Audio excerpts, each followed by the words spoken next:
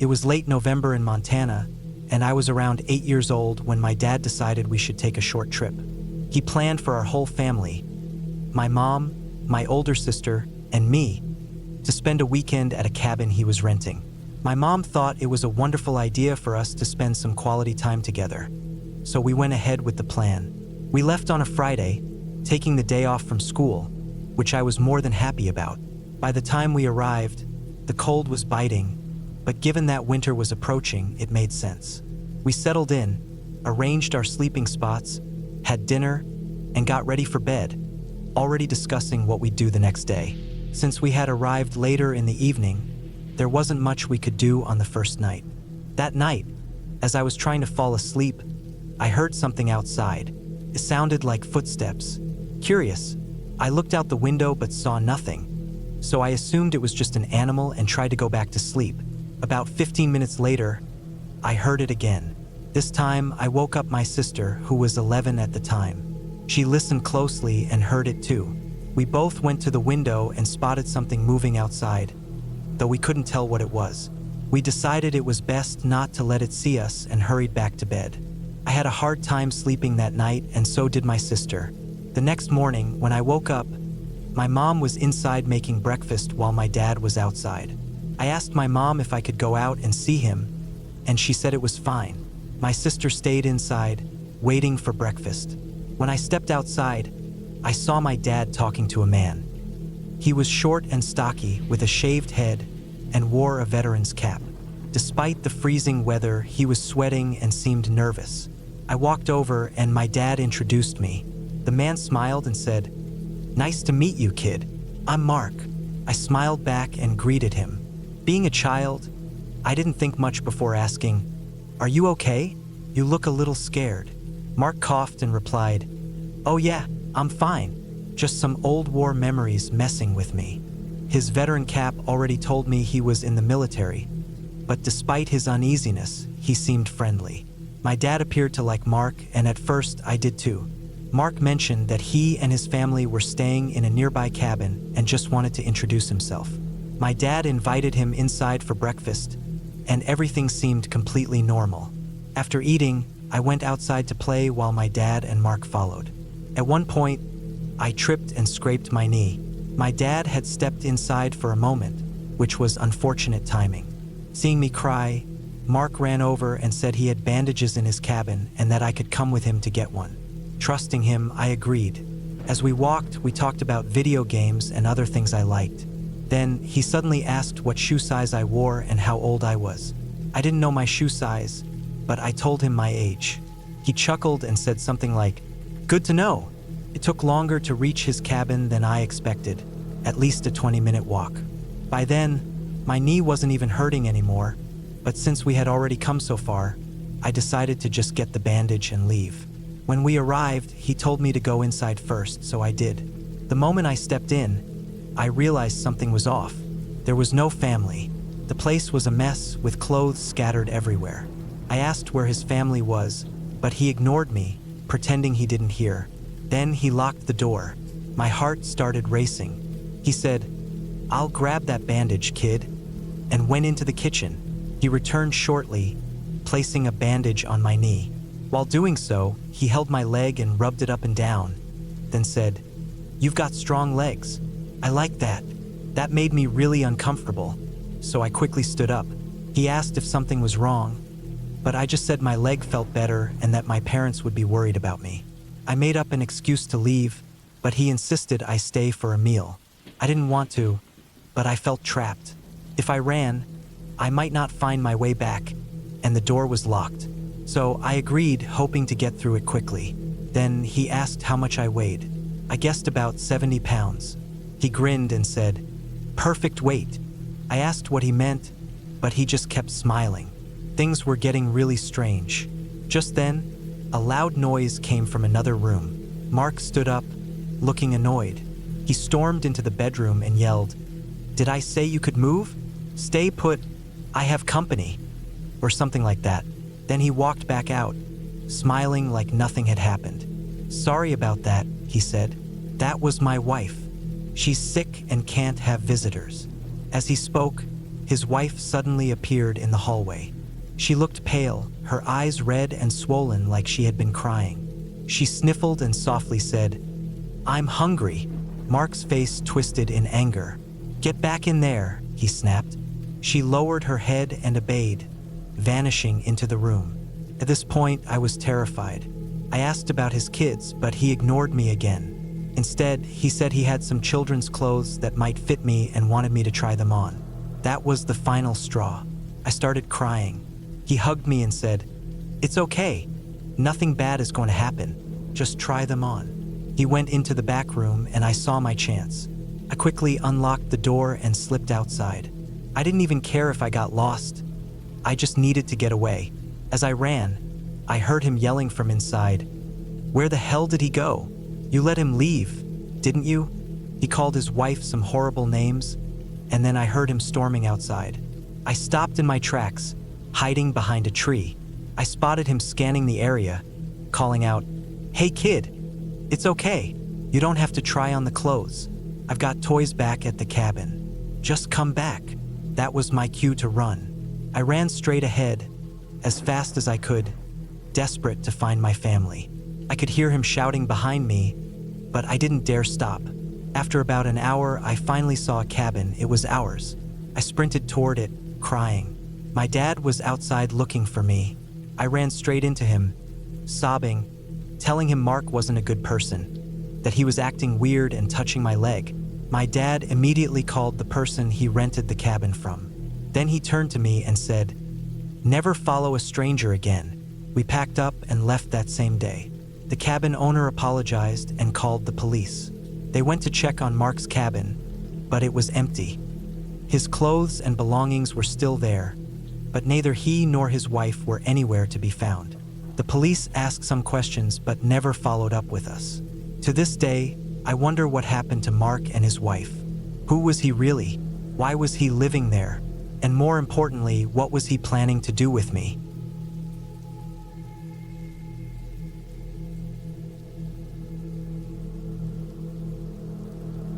I was 12 when this happened. My older sister, Sarah, was 15, and my younger sister, Lily, was 9. Our dad worked as an independent software developer.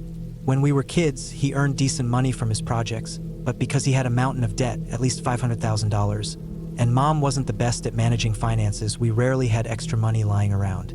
This meant vacations were a rare thing, usually just a trip to visit family. Dad had just wrapped up a big contract with an important client, so we were celebrating by watching a horror movie. Asterisk Final Destination asterisk, because Dad loved scary films and enjoyed freaking us out. We were in the middle of it when the phone rang. He left to answer and returned a moment later to get Mom. While they were gone, Lily used the opportunity to pause the movie and grab our dog, Rusty, because she was scared. They came back about 10 minutes later and announced that we'd be spending the weekend at a cabin. We didn't know what to think about that, but apparently, the client Dad had been working for owned a lakeside cabin in the mountains and offered to let us stay there at a discounted price. It was Thursday, so Mom immediately went into a frantic packing spree. We never got to finish the movie that night. After school the next day, we loaded up our old minivan and headed toward the mountains. The drive took about 2.5 hours, so it was pretty late when we arrived. We unpacked and explored the cabin. It was a single-story place with a little loft nook that was about head height, only 3 feet tall, likely meant for storage. But for us, it was the perfect hideaway for games. There were dozens of board games up there, so we started playing once we settled on rooms. Mom and Dad took the biggest room, while Sarah claimed the smaller one with a twin bed. That left the last room for Lily and me, which had a queen-sized bed we had to share. There was a window on the right side of the bed without a curtain, a small lamp on the left side, and a closet opposite the bed. The closet was locked, and we couldn't open it for some reason. I never did find out why. We went to bed around 11 o'clock. Lily sometimes kicked in her sleep, so I chose to sleep by the lamp in case she knocked it over. I remember lying down, and I must have dozed off immediately because the next thing I knew, Lily was clutching my arm, trying to hide under me. She was whispering something in fear, but I couldn't make out the words. I sat up, confused, and looked toward the window. Something pale and shaped like a person was moving away from it. My sleepy brain struggled to process what I'd just seen, but then panic hit me like a jolt. I shot out of bed and pulled Lily with me. We ran to our parents' room, terrified. Mom and Dad dismissed it, saying we must have imagined things.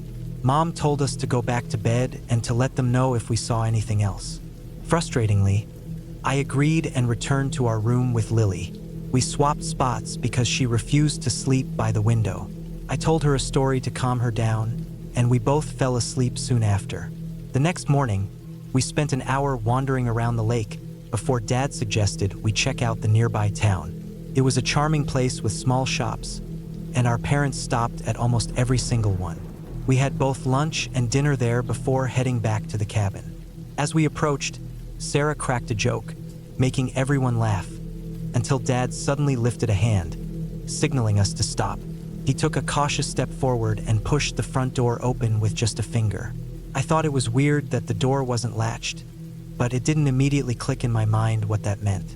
Sarah moved closer to Lily and me, but Dad shook his head slightly, telling her to stay quiet. He stepped inside alone and disappeared for a minute or two while we stood anxiously on the porch. Mom called out to him, and he responded that it was okay to come in. When we entered, we found him standing in the middle of the living room with a deep frown. Once we were all inside, he locked the door and took Mom into the bedroom for a hushed conversation. Sensing the tension, Sarah quickly suggested another round of our board game to distract Lily and me. We played for only 5 minutes before Mom and Dad returned. Mom busied herself with cleaning up dishes from breakfast while Dad joined our game. We played for a while, but then Dad announced it was bedtime.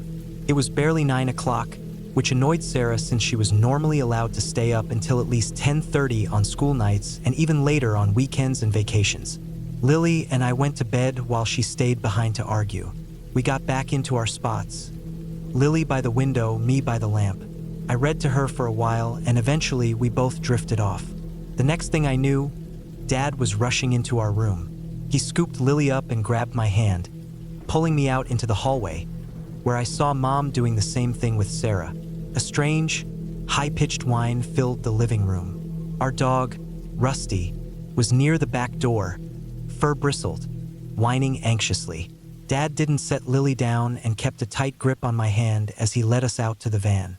He rushed back to grab Rusty, then floored it down the mountain road without saying a word the entire drive home. It took Rusty almost half an hour to calm down. The next morning, Dad told Sarah what had happened, but Lily and I didn't find out until years later. That night, Dad had woken up to strange moaning sounds outside his window.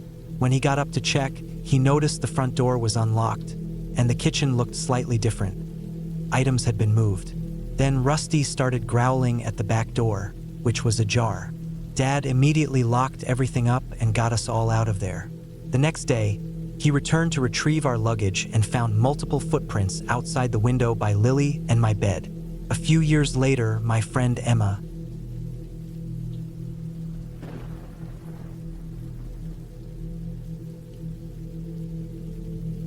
This is a true story, and every time I tell it, everyone in the room falls silent, hanging on to every word. In the summer of 2019, my friends Jake and Emily and I decided to take a trip to the mountains. Cabin fever had hit us hard, and we were desperate to escape the monotony of everyday life. We picked a state known for its rugged peaks and planned a mix of camping and hiking at different spots.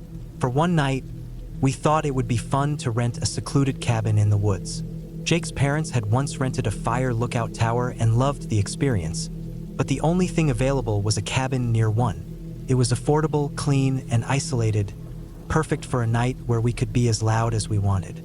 In the weeks leading up to our trip, we decided that taking acid at the cabin would make for an unforgettable experience. Emily brought an entire sheet, tucked neatly into their bag as we loaded up the car and set off. But as we pulled out of the driveway, a deep unease settled in my gut, gnawing at me. I told Jake and Emily that there was no way we should take acid that night.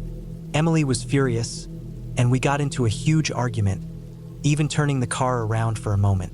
But I stood firm. Something in me just knew we shouldn't. Eventually, the tension eased, and we continued on our way. The cabin was about a half-hour drive from the nearest town, sitting atop a mountain. The road leading up to it was rough, winding sharply with no other turnoffs, no other campsites, just a narrow path leading straight to our destination. As we made our way up, our breath caught in our throats. Finally, we arrived, settled in, and started a fire outside to keep warm. As dusk faded into night, we heard the distant hum of an engine approaching. Moments later, headlights appeared, revealing an ATV carrying 3 teenagers. They waved at us and then climbed the fire tower before eventually leaving. We had been warned that occasional visitors might stop by, so we brushed it off. Eventually, we put out the fire and moved inside. We roasted some hot dogs over the stove until they were barely warm and ate quickly. Then we sat in complete silence. You never realize how loud the world is until you find yourself in the absolute stillness of nature. Every rustling leaf, every whisper of the wind through the trees felt amplified. In the city, there's always the hum of traffic or an air conditioner, something to fill the space. But here, the only sound was our own breathing. Every little noise made us jump. The atmosphere was thick with unease, and finally, I'd had enough. I cracked open a few wine coolers, passed them around, and slapped a board game down between our bunk beds. Slowly, the tension melted. We started laughing, finally feeling like we were having the fun we'd imagined. Looking back, we would later recall faint noises in the background, the snap of a twig, the low rumble of an engine. But none of us wanted to shatter the comfortable illusion we'd created, so we ignored it. That is, until a human hand suddenly slapped the window beside us. 3 times, loud and deliberate. We screamed. Jake grabbed his phone, dialed 911, put it on speaker, and handed it to me while he armed himself with a poker from the fireplace. Emily, in full panic, started calling family members, saying what sounded like final goodbyes. I held my breath, straining to hear any sound outside. Whoever or whatever was out there had definitely heard us call the police. Now, they were being careful, making a silent retreat. It took about 20 minutes for the authorities to arrive, pretty fast for an emergency call at 1 a.m. They brought dogs to search the area, but nothing turned up. One officer suggested it could have been a bear, but I could tell from their expressions that they didn't buy it. Why would a bear smack the window near us rather than go for the pan we had just cooked food in? And why would a bear retreat so stealthily after we screamed? Before they left, they mentioned something chilling. As they drove up, they had passed a car parked at the base of the mountain. That was the only other sign of life they had seen. My blood ran cold, but Emily and Jake were too shaken to fully register what that meant. Then came the final horror. Emily's car, which had been coated in dust from our drive up, was now covered in handprints. And not ours. Handprints were in places we hadn't touched. We grabbed everything in a rush, stuffing our belongings into bags and tossing them into the car. Every instinct screamed at us to leave. The police escorted us down the mountain, every pothole bringing us closer to safety. I barely slept that night, my mind circling back to the car at the bottom of the road. There had been no other campsites, no other visitors. The only thing on that mountain was the fire tower, and we had already seen the 3 kids who had climbed it. Whoever had done this had stopped their vehicle farther down, then hiked the rest of the way on purpose to avoid being seen. They hadn't been looking for a cheap scare. They had planned this. I'll never know what they wanted or if this was meant to be a cruel prank or something much worse. But I do know that if Jake hadn't called 911 so quickly, the night could have ended very differently. And I wonder, did they know we had service? Because I bet that had been a surprise to them.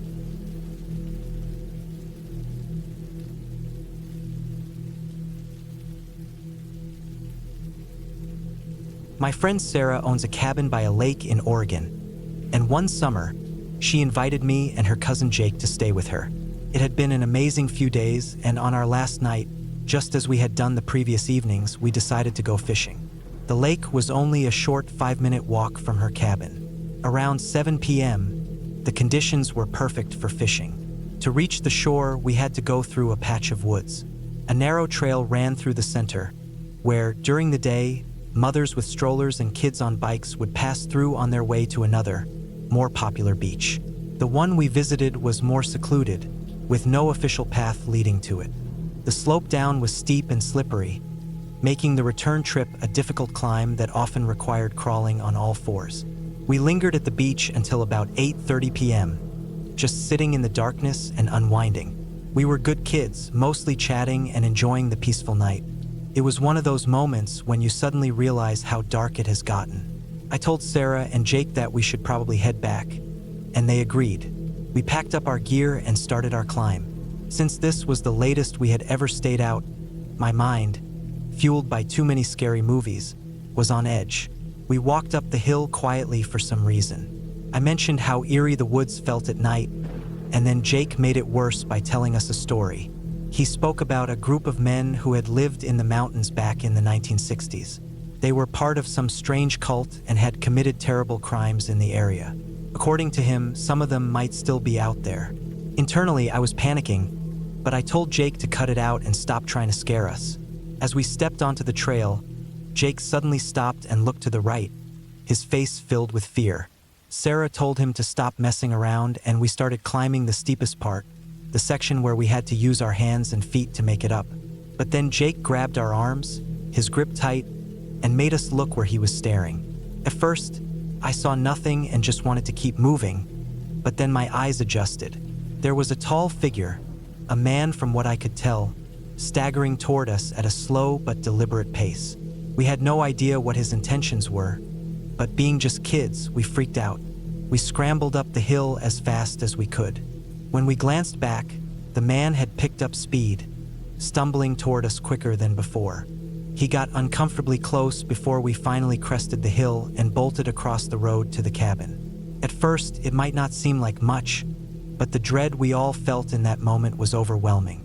Something about the way he moved and the way he appeared out of nowhere unsettled me deeply. When we reached the cabin, we threw our fishing gear on the porch and rushed to the front door, only to find it locked. Sarah's family had a secret knock, a unique rhythm that signaled a friend or relative was at the door. Both Sarah and Jake pounded on the door in that pattern while I anxiously scanned the woods for any sign of the man. I saw nothing, but the fear was still there. Once inside, we frantically told the adults everything. They brushed it off, saying it was probably just some guy who we startled, and he might have felt embarrassed. We didn't agree, but at least we felt safer inside with the grown-ups. Sarah and I slept in the basement, which wasn't a creepy basement, just a lower level of the cabin with windows and a door leading outside. After about 5 minutes of settling down and trying to shake off the fear, we heard it, the family knock. I assumed it was Jake coming in from the stairway, so I casually said, "Come in," but no one answered. Then it happened again. We froze. The realization hit us at the same time. It wasn't coming from the stairway door. It was coming from the window outside. Our blood ran cold. We looked at each other, both pale with terror. Then the knocking came again, a little more urgent this time. Without a word, we bolted up the stairs and into the living room, where Jake and Sarah's family were sitting. Through panicked tears, we told them what had happened. Jake immediately went downstairs to listen. When he returned, his face was pale. "It's definitely the knock," he confirmed. Sarah's uncle, older brother, and cousin grabbed flashlights and prepared to check outside. Before they could, we heard it again, but this time it came from the front door. Everyone turned toward the door, tension thick in the air. The knocking happened again, once, twice more. That's when Sarah's uncle decided it was time to call the police. He calmly told them, "I don't know who this is or what they want, but someone is trying to get into my cabin." For another 2 minutes, the knocking continued, and then suddenly, it stopped. About 5 minutes later, we heard a loud, authoritative pounding at the door. This time, it was the police announcing themselves. Sarah's uncle peeked through a window and saw officers searching the property. The police questioned us about what had happened in the woods, and we told them everything. They never found anyone. One officer suggested that it might have been some disturbed individual trying to scare kids for fun. But the thing that haunts me the most? The fact that whoever it was had memorized the complicated family knock. That night, the three of us slept together on the floor, too afraid to be alone.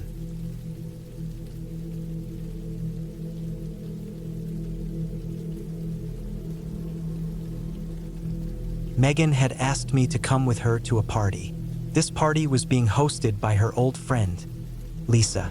Megan and Lisa had gone to the same private religious school for elementary and middle school, but in high school they went separate ways. Megan attended a public school, which is where I met her, while Lisa continued at a religious high school. Over time, the two drifted apart and found different friend groups, which is why Megan wanted me to come along. It was Lisa's birthday, and her parents had rented a cabin for the occasion. They had done the same thing the year before, completely unaware that Lisa had used the opportunity to throw a party. Since last year's gathering had been a hit, she planned to do it again. Megan and I drove to the cabin together, and it was pretty secluded. Besides the dense forest behind it, there was nothing around. We couldn't even see other cabins, but I assumed they were empty since it was the middle of winter. At first, I felt a bit uneasy about going since I wouldn't know anyone, but I figured after a couple of drinks, that wouldn't matter much. Also, if you watch horror movies, you know that a party in a remote cabin is a classic setup for a scary film. Megan and I had even joked on the drive up that we were basically walking into a horror movie scenario. As if that wasn't enough, this was a party full of private school kids. When we arrived, it was pitch black outside. We had to use our phone flashlights just to find our way to the door. Inside, everything seemed fine. The birthday girl was having a great time, and there was a solid crowd. The only strange thing was that there seemed to be a weird divide among the guests, but Megan and I had no clue what was going on. There was one guy I happened to recognize. He had the name of our city tattooed in messy handwriting across his neck. Megan and I found it amusing but also a little concerning because we wondered if that meant he was in a gang. Anyway, at some point, the main group at the party decided they wanted a certain group of people to leave. From what I gathered, it had something to do with them drinking too much despite not having contributed any alcohol. To get them out, the main group told them that a ranger or security person was coming by soon. Supposedly, only a couple of cars were supposed to be parked by the cabin, and there weren't supposed to be too many people inside. There was also a rumor that one of the guys in the unwanted group was on probation and couldn't afford to get caught up in anything. So they left, or so we thought. There were about 5 guys and 1 girl in the group. Just as they stepped out, the girl suddenly came back inside and loudly announced, "I just wanted to wish Lisa a happy birthday." Everyone turned to stare at her in confusion. Why was she making such a weird, dramatic statement?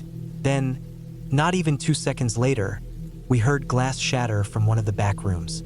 More windows started breaking. People started yelling and panicking. I just sat there, stunned. Megan and I had only been at this party for 15 minutes before everything went completely off the rails. The girl who had invited the group of troublemakers suddenly blurted out that at least one of them had a gun. I don't know if I was in shock or what, but my only thought was, well, this is happening. Most of us stayed inside while a few people cautiously went out to check if the group was still lurking around.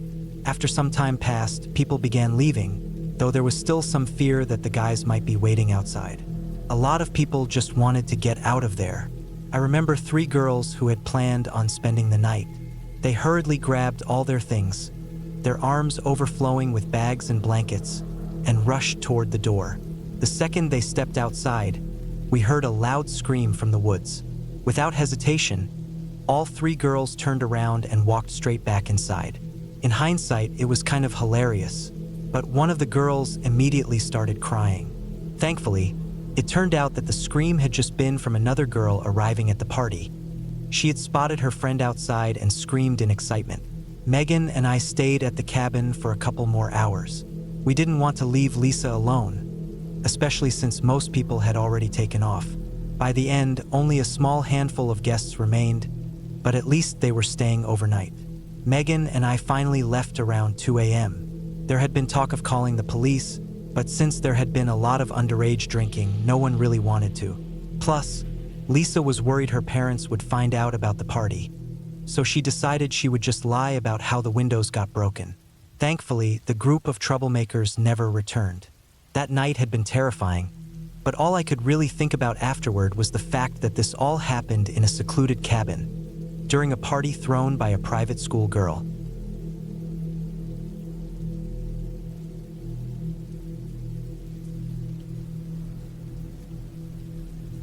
The full moon brings the flying creatures. It was the summer I turned 17, a year I'll never forget because of the bizarre things that happened at our family's cabin in Colorado. We used to visit every year, my parents, my older brother, and sometimes my aunt, uncle, and their kids. It was always a big family gathering in the woods for about a week. Normally, it was just a relaxing trip. Fishing, roasting marshmallows, playing board games, and bringing home funny cousin stories or bragging about how many fish we caught. But that summer was completely different, chillingly different. And I can't help but think the fact that there was a full moon for 3 nights straight had something to do with it. At the time, we lived in Nevada, and I still do. That year hadn't been great for me. I had fallen out with a close friend and felt self-conscious about my appearance. Honestly, I wasn't excited about this trip since I wasn't excited about anything back then. But my parents insisted fresh air would help, so I went, planning to sulk in the woods instead of at home. I had no idea that sulking would be the last thing I'd end up doing. The cabin was in northern Colorado, deep in a dense forest near a small creek. It was cozy but simple, no luxury, and barely any cell service. There was just one spot on the porch where you might get enough signal to send a text. We arrived in the afternoon. My aunt and uncle couldn't make it that year due to a scheduling conflict, making the place feel quieter than usual. My brother and I helped Mom bring in groceries while Dad got the grill set up. We spent the evening playing board games, Scrabble, Pictionary, even Uno. Surprisingly, I was having a good time, and being disconnected from everything else felt nice. The next day, Dad took us to the creek to fish. My brother loved fishing, but I wasn't as into it. Still, I tagged along, wandering around, snapping pictures of random trees, and trying to clear my mind. The weather was perfect, warm with a cool breeze. After returning, we roasted hot dogs outside. The moon was already huge, even before the sun fully set. I joked with Dad about how bright it was going to be. Eventually, everyone went inside, but I stayed by the fire pit, enjoying the quiet. Dad, being the big-hearted guy he is, came over before heading in. He told me how much I meant to him, kissed my forehead. Even though I was a teenager and pretended to roll my eyes, it was sweet. He reassured me he'd always be there if I needed to talk. It made me feel safer than I had in a long time. After he went inside, I sat there, scrolling my phone, trying to send a text to a friend back home. That's when it happened. First, the forest went unnervingly silent. No crickets, no owl hoots, nothing. Then I heard a whooshing sound. Above me, not around me, like a powerful gust of wind cutting through the treetops. But my hair didn't move. It was as if something massive had passed overhead. The leaves rustled in a wave, like silence was sweeping through them. It gave me chills. I sat frozen, heart pounding. It sounded too heavy for a bird or even a raccoon. Then came a loud, clicking noise, echoing through the dark trees. It made my skin crawl because it sounded like echolocation. I couldn't see much since the trees were thick, but the moonlight helped a little. Then the clicking stopped. The forest sounds slowly returned. Just as I was about to back away toward the cabin, another whoosh came. This time, it was followed by a heavy thud about 20 yards away. Then, a sharp, high-pitched squeal, like a small animal in pain. Terrified, I stood up, ready to run. Just then, I caught a glimpse of a huge, bat-like creature taking off, carrying something in its claws, something that was still squealing. I bolted inside so fast I nearly tripped over the porch steps. Dad was in the kitchen, and my brother was on the couch watching an old VHS movie. I must have looked terrified because Dad immediately asked what was wrong. I told him I had seen something outside. My heart was racing, and I could barely get the words out. My brother paused his movie, and the two of them grabbed a flashlight and stepped out. They were gone for about 15 minutes. When they returned, they hadn't seen anything, except for blood on the grass near where I'd heard the thud. The next day, my dad, brother, and uncle, who came by for the day, went hunting. They were gone for hours, so my aunt, who had come along too, kept me busy in the cabin. She taught me how to make Grandma's famous chocolate pie, and it turned into a fun distraction. The guys returned with a decent-sized buck, proud of their catch. My dad and uncle took it behind the cabin to clean it, then buried the remains about 25 yards away to keep scavengers from coming too close.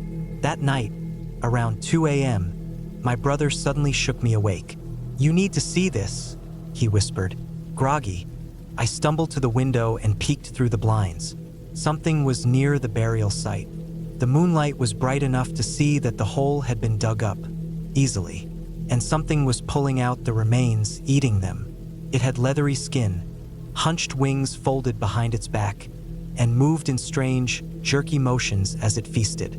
My brother whispered, "Is that what you saw last night?" I just nodded, too freaked out to speak. We didn't wake Dad.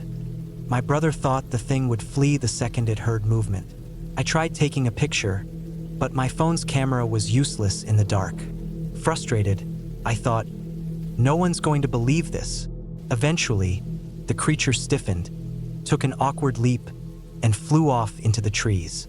The next morning, we told Dad. My brother was hyped, suggesting we stay up that night to watch for it again, maybe even shoot it. Dad wasn't thrilled. He's a gentle guy but also a hunter, so he can handle a rifle. Still, he wasn't eager to fire at something unknown. But he agreed to stay up with us just to be safe. That night, we sat outside, waiting. Every rustle in the leaves made our nerves spike. Around midnight, Dad started dozing off, snoring loudly. My brother joked, "He's going to scare it off or attract a lady Sasquatch." I rolled my eyes and smiled. I don't know what made me stand up, but the second I did, I saw a red glint high up in the trees. At first, I thought it was just a reflection, but then I realized the shape was too big to be a raccoon. I nudged my brother and woke Dad, pointing at it. The creature was hanging upside down. Its eyes glowed red when the light hit them at the right angle. It had a wrinkled, leathery face, almost pig-like with a snout. When its mouth opened, I swear I saw tiny fangs. It was as big as a large dog, with wings folded tightly to its body. The second Dad moved for the rifle, it spread its wings and took off in one powerful leap. It had insane hearing. It sensed us before we could react. We just stood there, speechless, as it disappeared into the dark sky. The next morning, we told Mom. She was skeptical but could tell we were serious. We talked about it the rest of the trip and even back home. People laughed when we mentioned it, saying we'd watched too many horror movies. But I know what I saw. My dad and brother do too. We still visit the cabin, but never again has there been a 3-night full moon during our stay, just by coincidence. But it makes me wonder, does it only come out under those conditions? Either way, that was the scariest yet most fascinating thing I've ever seen. Not saying I want to see it again, but part of me wishes I had gotten a good photo.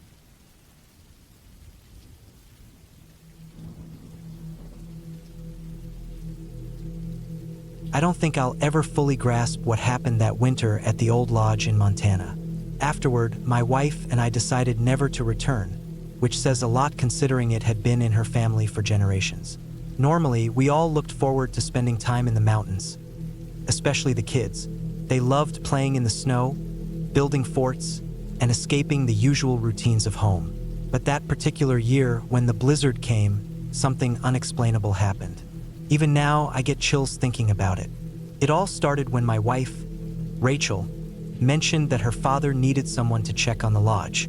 He was getting older and didn't make the trip up there much anymore. So we planned a long weekend, just me, Rachel, and our 3 kids. Ellie, who was 13, Nathan, 10, and Liam, 6. The idea was to make sure everything was in working order, check the pipes, and ensure the place was still standing after months of disuse. At first, I thought it would be a nice escape from the hustle of our lives in Billings. I was even excited to teach the kids some winter survival tricks, how to build a shelter out of snow, safely start a fire in the old wood stove. The drive was uneventful at first, just the usual winding mountain roads. But as we climbed higher in elevation, the wind picked up and the snow started falling harder. By the time we neared the cabin, we were inching along in 4-wheel drive. The kids were mesmerized, their faces pressed against the windows, watching the snow swirl around us.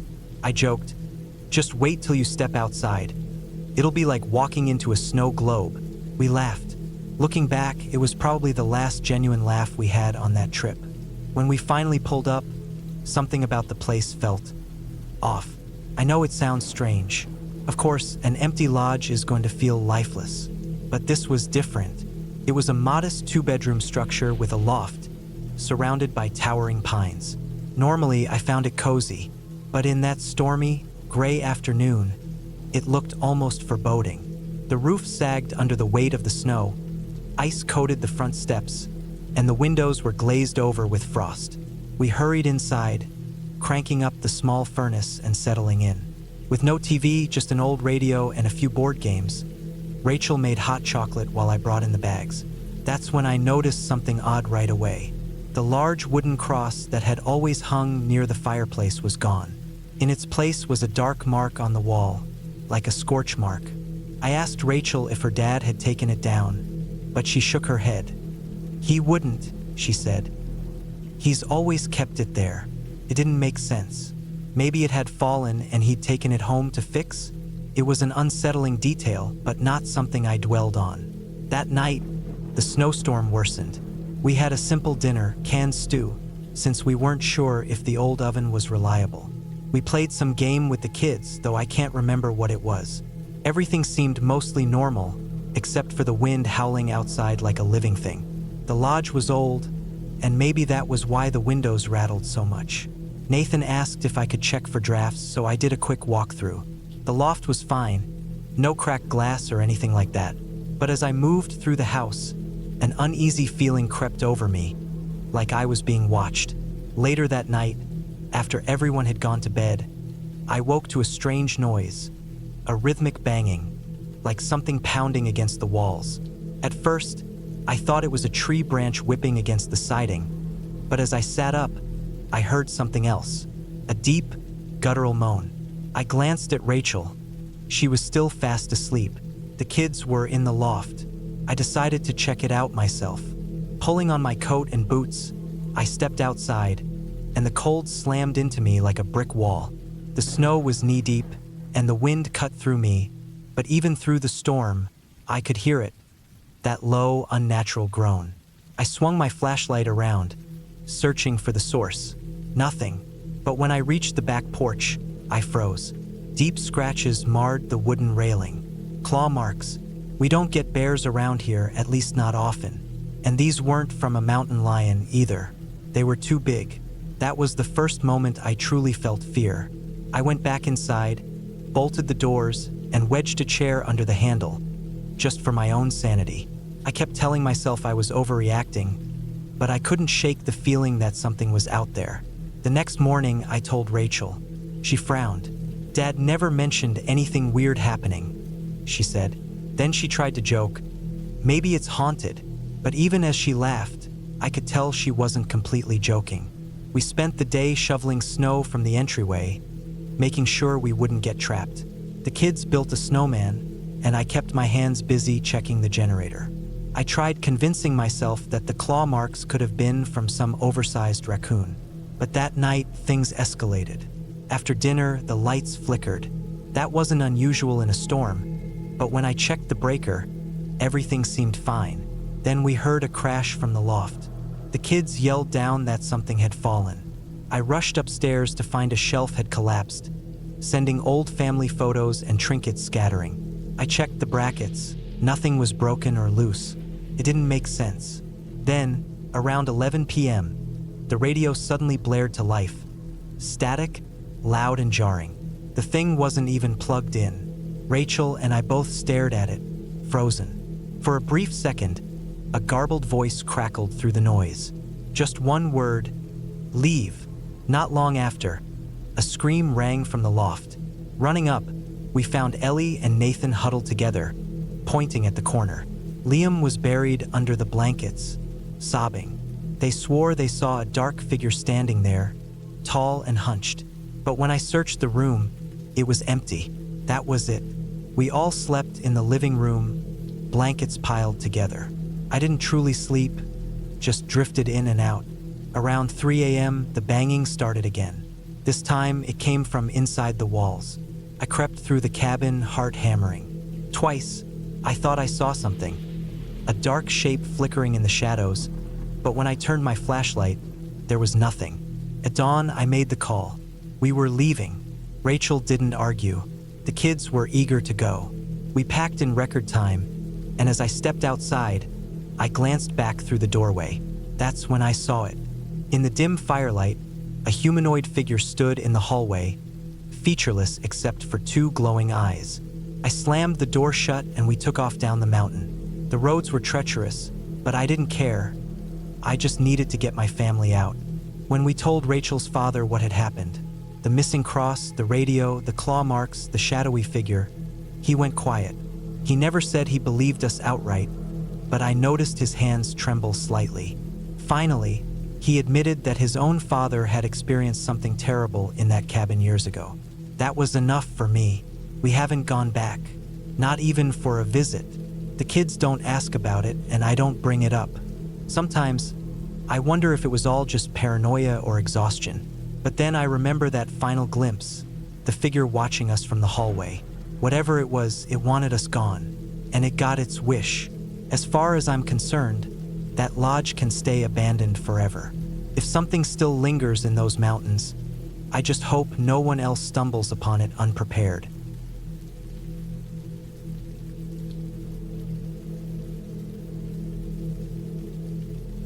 Back in 2011, a few friends and I took a trip to a remote lake in northern Ontario. It was me, my buddy Vanessa, and two others, Brandon and Lucas. We'd heard about the fantastic fishing and all the snowmobile trails in the area, so we figured we'd get a taste of the wilderness before heading back to our usual routines. None of us had any idea what we were about to experience. The cabin was set up right against a stretch of forest that felt heavier and darker than we expected. We arrived just before sunset, the sky already dim, and the cold settling in fast.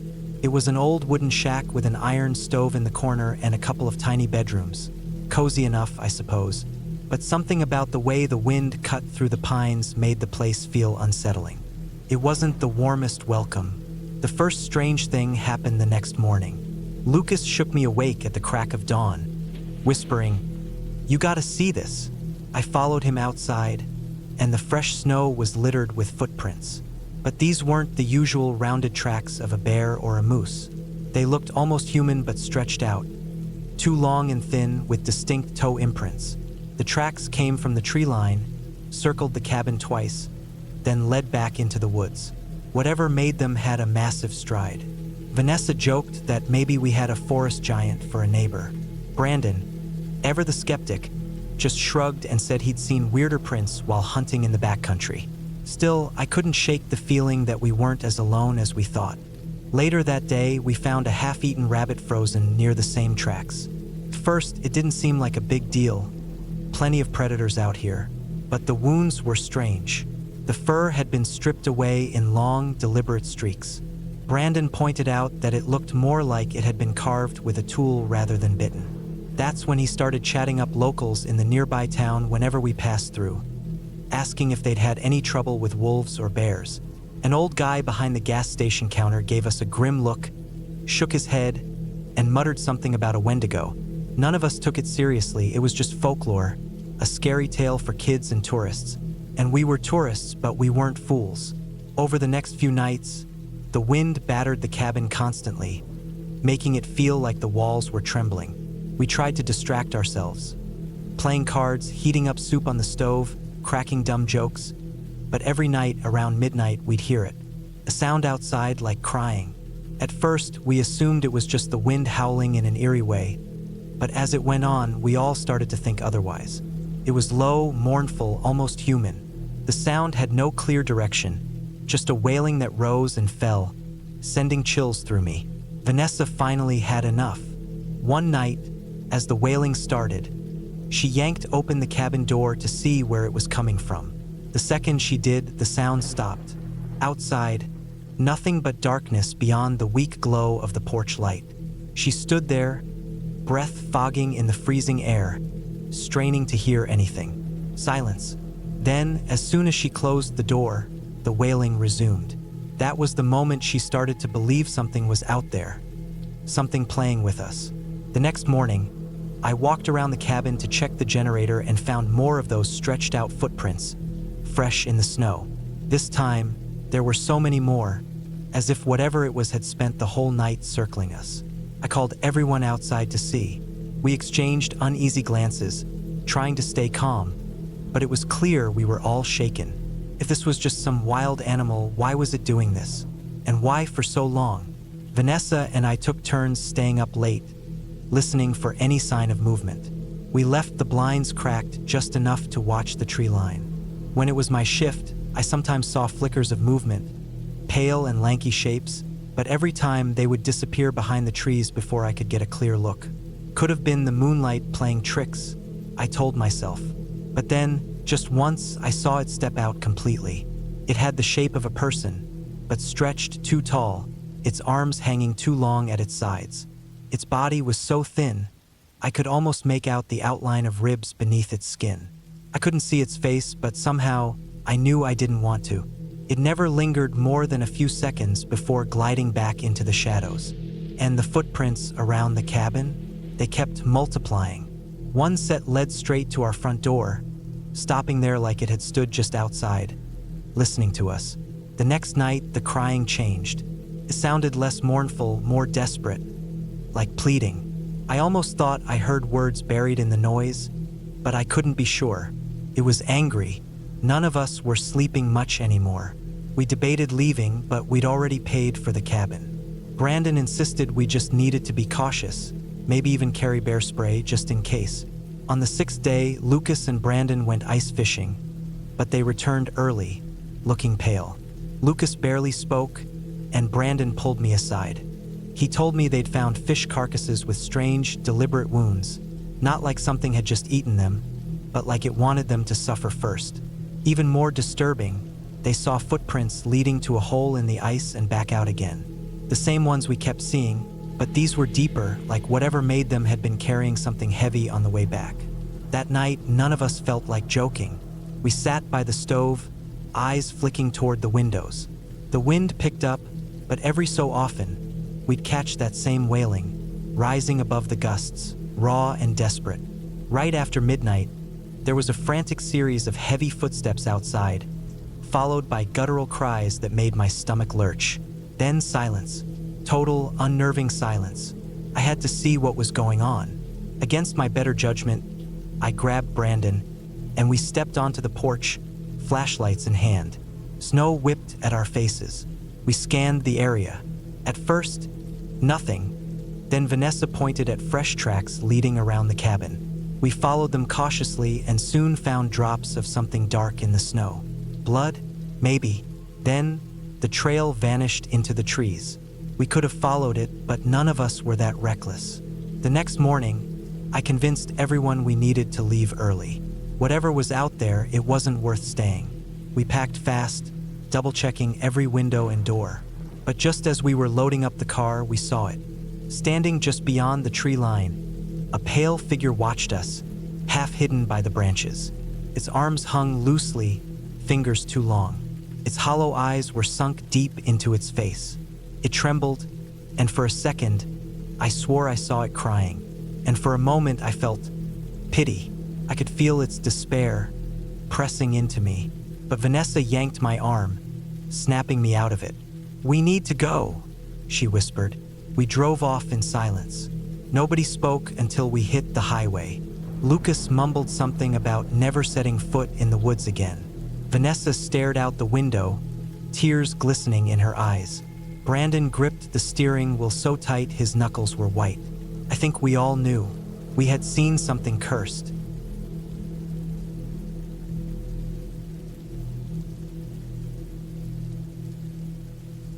Not a bear, not from anywhere close to home. After a rough stretch, I found myself in a rundown cabin deep in the Appalachian foothills. Losing my job meant losing my house. Couldn't keep up with the mortgage, so foreclosure took it from me. That was bad enough, but the worst part? My wife had passed 3 years prior, and every day since had been like walking against a strong current. Eventually, I just couldn't fight it anymore. After the bank took the house in 2016, I reached out to an old buddy who owned a cabin on the outskirts of Kentucky, near the tree line. He offered to rent it to me for next to nothing until I could get my life together. It was better than living out of my truck, so I took him up on it. packed what little I had left, and made the move. If you've never been to the Appalachian region, it's something else, serene, beautiful, but with an eerie, untouched quality. The cabin sat at the end of a narrow dirt road, surrounded by towering trees that seemed to huddle together, like they were keeping secrets.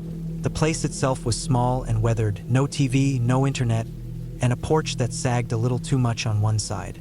At night, it was pitch dark, and the nearest neighbor was half a mile down the road. I figured the quiet would do me good, give me time to grieve, to think, to figure out what the hell to do next. The first few weeks passed without much incident. My days were spent driving to the closest library, about an hour away, to send out job applications, and my nights were filled with small repairs around the cabin, fixing loose floorboards, tightening leaky pipes. I kept to myself. The nights were full of wildlife, owls hooting, raccoons rustling through the underbrush, the occasional coyote howling in the distance. I actually found it kind of peaceful, made me feel less alone. Then, in the third week, things started to get strange. One night, I heard something sniffing outside my bedroom window. It was a wet, heavy breathing, like something with a short snout pressing up close. I figured it was a bear.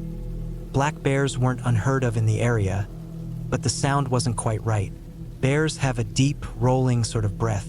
This was sharper, mixed with occasional grunts and squeals. I turned off my bedside lamp to get a better look, but it was too dark to see anything. When I finally cracked the window to shine a flashlight outside, the noise stopped dead, like whatever was out there had bolted the second I made a move. A couple of nights later, I found tracks in the dirt near the porch. They were big, but not quite the size of a black bear's paw. And the shape, it didn't sit right with me. The toes were oddly long, with an arched curve that sent a chill up my spine. Could have been a sick or injured bear, sure, but something about those tracks was just off. That same night, I spotted claw marks on the side of the cabin near the kitchen window. They weren't the usual vertical scrapes bears make when they rear up. These were horizontal, deep, like something had raked long, curved claws deliberately across the wood. At that point, I convinced myself some strange, local variant of bear lived nearby. Whether it was friendly or not, I wasn't sure. I wasn't a biologist, but every passing night, I found more signs of something unnatural nosing around. One morning, I woke to find my trash bin knocked over, the lid chewed halfway through. Stuck in the hinge were coarse, grayish hairs. Too long for a boar, too sparse for a bear. The nighttime visits became routine. 3, sometimes 4 times a week, I'd hear shuffling near the porch. Occasionally, I'd catch glimpses of something big, hunched, slinking through the trees. Under the moonlight, I saw patches of fur, a snout like a wild hog, and a thick, muscled frame. It never fully showed itself, but what I did see unsettled me. I tried to tell myself it was just a bear with mange, but deep down, I knew better. One night, the thing came right up to my back door. I heard a low, ragged grunt, frustrated, like it was trying to figure out how to get inside. I grabbed the only thing I had, a wooden bat, and tiptoed to the door. For a moment, it felt like we were both standing there, only inches apart, nothing but a thin slab of wood separating us. I could hear its breathing, deep and labored. My own heart pounded so hard I was sure it could hear me. Then, like before, it moved on, disappearing into the trees. After that, things got worse. Scratches on the windows at night, smudges of some greasy, foul-smelling residue left on the glass. It felt like it was testing the cabin, searching for a way in. I started dreading nightfall, lighting candles around the room, not for light, but for comfort. I was already dealing with enough grief, stress, being broke and stuck in a dead-end situation. The cabin became less of a refuge and more of a prison. But I stayed because I had no other choice. My friend told me I could stay as long as I needed, and pride kept me from asking family for help. I just hoped the creature would lose interest. Then came the worst night, the night I thought I was done for. By then, it was late March. The air smelled of damp earth and fresh pine. I was outside on the porch, sipping coffee, trying to settle my nerves. But I felt it, the sensation of being watched. Then, a sharp crack to my left. I swung my flashlight around and caught sight of it. Only 20 feet away, half hidden behind a tree. Big, hunched, matted fur in patches. A short, pig-like snout. Our eyes locked. It let out a rising grunt that turned into a shriek and lunged. Panicked, dropped my flashlight, bolted off the porch, trying to get to the front door before it reached me. My boots slipped in the mud, and I could hear it right behind me, breathing heavy, snapping twigs as it ran. I swerved between trees, my body fueled only by terror. I could feel the heat of its breath on my neck. Then I saw my porch light, a beacon. With everything I had, I sprinted, reached the door, threw myself inside and slammed it shut, bolting it just as something heavy hit the other side. My entire body shook. Outside, the thing howled, a deep moan that ended in a guttural squeal. It was so close I could hear the wood of the porch creak beneath its weight. I held my breath. For a few agonizing seconds, it scratched at the door, and then silence. That was it. I was done. Within a week, I found a temp job in a nearby town, saved up just enough for gas, and got out of there. Told my friend he could keep the last month's rent. I was never setting foot in that cabin again. Don't know if he believed me about the thing, but he just nodded and said he'd check it out. Life's better now. Got a stable job, a small apartment, far from any forests. But I still dream about that night. Still feel the way my stomach twisted when I saw its eyes. I may never know what that thing was, but I know this much. There are creatures out there we don't understand. And some of them don't just want to watch. Some of them want to hunt.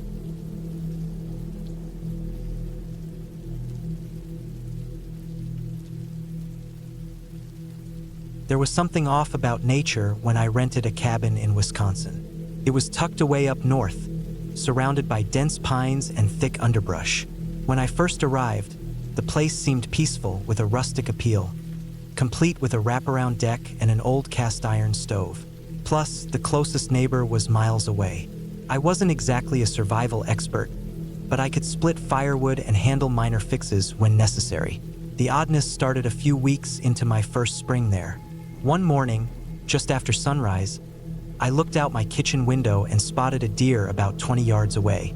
At first, I was amazed. It was a beautiful sight, especially since deer weren't common where I was from. But something about it was unsettling. It was perfectly still, staring directly at my cabin. It wasn't grazing or twitching its ears at insects. It just stood there, unblinking. I tapped on the window, expecting it to react. Nothing. I opened the window and called out. Still nothing. Finally, I stepped onto the porch, assuming it would bolt. But instead, it slowly wandered off, completely unbothered. I brushed it off as a quirk of the local wildlife. After all, I wasn't that familiar with animals in the area. Then, about a week later, around 2 a.m., I heard a loud thumping. When I flipped on the porch light, I saw a raccoon hunched near my garbage cans. But like the deer, this one wasn't acting right. It didn't scatter when the light hit it. Instead, it just stared at me with these dull, glassy eyes, almost as if it was examining me. Then I watched it climb onto the porch railing slowly without the usual skittish energy raccoons tend to have. Pressed its nose against the screen door and just stared at me. I banged on the door, and it let out a hiss, but it didn't retreat. Eventually, I had to grab a broom and swing at it before it finally dropped down, waddled a few feet away, and vanished into the trees. The whole thing left me uneasy. After that, more animals started acting strangely. Squirrels perched on the fence posts for hours, facing the cabin as if they were listening to me. One time, I glanced out the front window and saw 6 crows clustered on a single branch, completely still. No cawing, no wing flaps, not even a twitch. They just sat there watching. It was the eeriest thing. I told a friend in town about it, but he just chuckled. If it weirds you out so much, why not set up a trail cam? Could be interesting, he suggested. Taking his advice, I bought a couple of cheap motion-activated cameras and placed them around the property. The footage I captured was disturbing. Whenever an animal wandered into frame, it would stop, turn directly toward the camera, even when I had hidden it well, and stare for minutes. I saw a fox sit down, tilt its head at an unnatural angle, and fixate on the lens before suddenly losing interest and walking away. The breaking point came when a bald eagle landed on my roof one evening. I heard its talons scrape against the shingles, so I stepped outside. There it was, perched at the peak, glaring down at me. That was the moment I truly felt something wasn't right. Animals simply don't act like that. The final straw happened about a month later. Dusk was settling in, and I decided to take a walk along the tree line. The air was heavy and unnervingly still. I was about a quarter mile from the cabin when I heard movement in the brush. I froze, expecting to see a deer or maybe a bobcat. Instead, a large shape emerged, bigger than a coyote. It resembled a wolf, but something was off. Its eyes were cloudy, lacking that sharp, predatory focus I'd seen in nature documentaries. Patches of fur were missing, revealing raw-looking skin underneath. And it was staring right at me with that same dull, unsettling expression. I did what I thought you were supposed to do. I made myself look bigger and made loud noises. But instead of retreating, the thing started moving toward me. I could hear its raspy breathing. A deep, instinctual fear gripped me as I realized it wasn't backing down. Then it lunged, a staggering, awkward sprint, but fast enough to close the distance in seconds. Panic took over. I turned and ran, even though I knew you weren't supposed to run from a predator. Couldn't help it. My body reacted before my brain could catch up. I could hear it behind me, low, guttural growls mixed with what sounded like ragged coughing. My heart pounded as I tore through the woods, brushing too close to a tree and ripping my pant leg. My knee throbbed in pain, but I didn't stop. The wolf thing was so close I could smell it, an awful, decaying scent. I barely made it to the cabin. I slammed the door shut behind me, chest heaving. A second later, the creature crashed against the door, scratching and clawing at it like it was trying to get in. My mind raced. Was it rabid? Could all the animals out here be sick? That would explain some of it, wouldn't it? And then nothing. The noise just stopped. Silence fell over everything. After several minutes, I peered through the window. There was nothing. No wolf, no tracks, not even disturbed leaves where it had been moments before. It was as if it had never been there at all. I packed up and left shortly after that, telling the owner I wouldn't be staying for the rest of my rental period. Instead, I crashed at a friend's place in town for a week. I wasn't ready to be alone after that experience. I didn't spread the story around much, just told people I wanted to be closer to work. But I know what I saw. Something was wrong with the animals in that forest. Maybe it was some kind of disease, a rare, widespread illness. Maybe it was something else entirely. I don't want to say it was supernatural, but I can't think of a better explanation. All I know is, if I had stayed there any longer, I might not have made it out at all.